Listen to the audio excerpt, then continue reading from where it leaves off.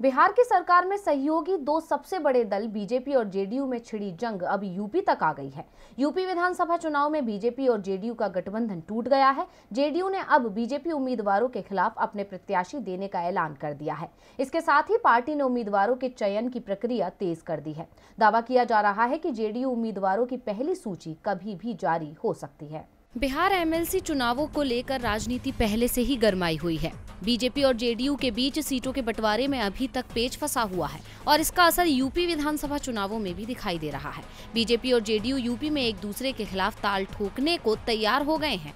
Bihar NDA में शामिल विकासशील इंसान पार्टी भी यूपी में बीजेपी के खिलाफ चुनाव लड़ रही है। बीजेपी और वीआईपी की राह तो पहले ही अलग हो गई थी। अब जेडीयू ने भी अकेले ही चुनाव मैदान में उतरने का फैसला कर लिया है। जेडीयू यूपी के प्रभारी केसी त्यागी ने बताया है कि बीजेपी के साथ सीटों पर सम्मानजनक समझौता नहीं होने के कारण जेडीयू ने बीजेपी से अलग चुनाव लड़ने का फैसला लिया है।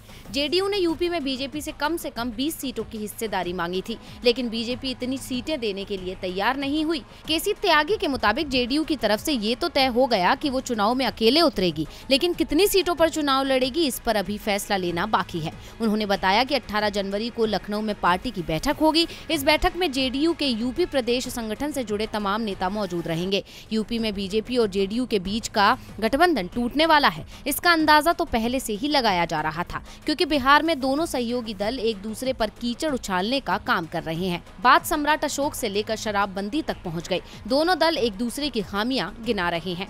डीवी लाइव की रिपोर्ट।